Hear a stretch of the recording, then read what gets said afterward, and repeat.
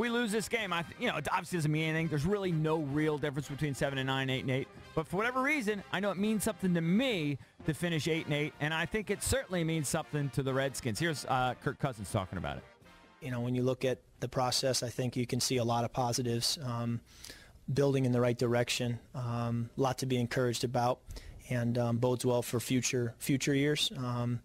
But I think there's still a lot to play for, in the sense that if you come away with wins these last couple weeks, that's a different narrative than if you don't. So as much as people can write off the playoff picture, for us individually and for this organization, there's so much more than that to play for, to really be building towards future years. So yeah, I love that.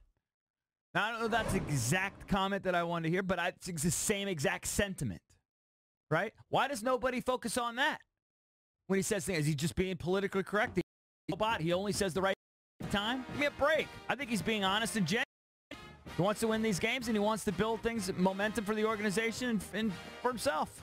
I think generally people don't believe things that players say, that coaches say.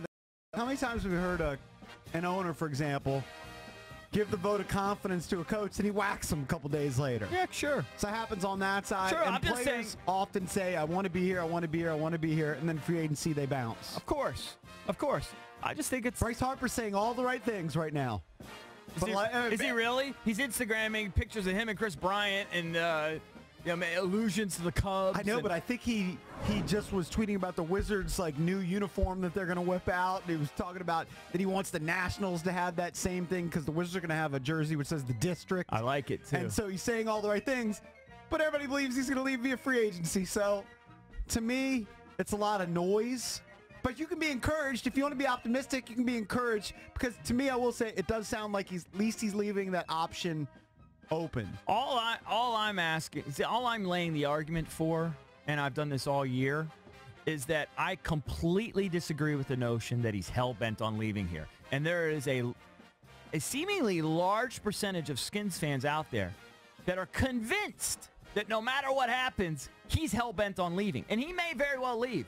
I'm telling you, I think he's completely open to anything, including staying here and finishing out his career. I agree with that. Yeah. I don't think he's hell-bent, though, on staying here. I think he's open to seeing. I think he wants to get a great deal. I think he wants to maximize his earning potential, and I think he wants to, maximize his opportunity to potentially win a Super Bowl. All of those things. Right. And he's including the Redskins in that mix. Now, remember, last year you thought he was going to sign the long-term deal last year. I did. I just feel like he's never going to sign the long-term deal until he actually has that chance in free agency to see what the market has to offer. A lot of he just hasn't had that opportunity yet. I didn't quite realize, and I did eventually, he could sign a third franchise tag.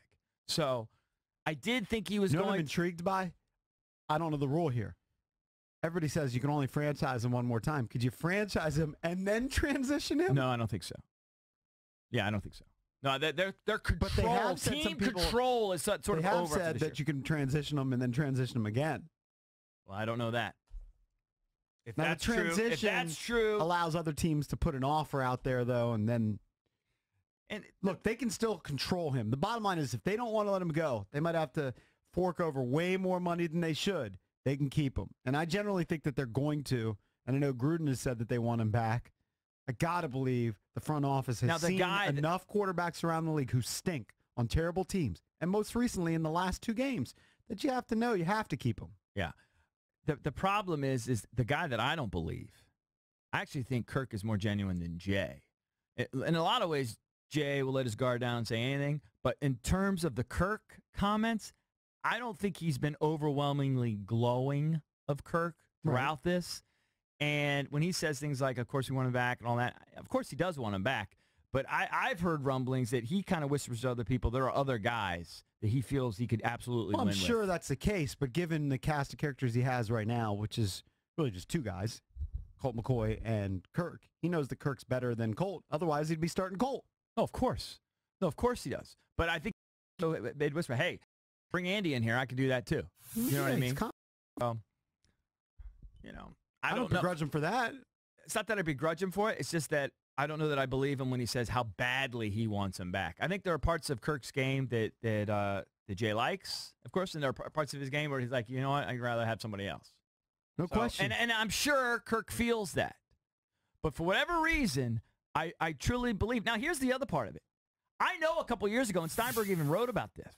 I know a couple years ago, Diana Rossini was one of the lead reporters, and she was there, and she had a conversation with him, and there was some debate as to whether or not it was an off-the-record or on-the-record conversation where he basically said, I want to get out of here because they're not giving me a shot.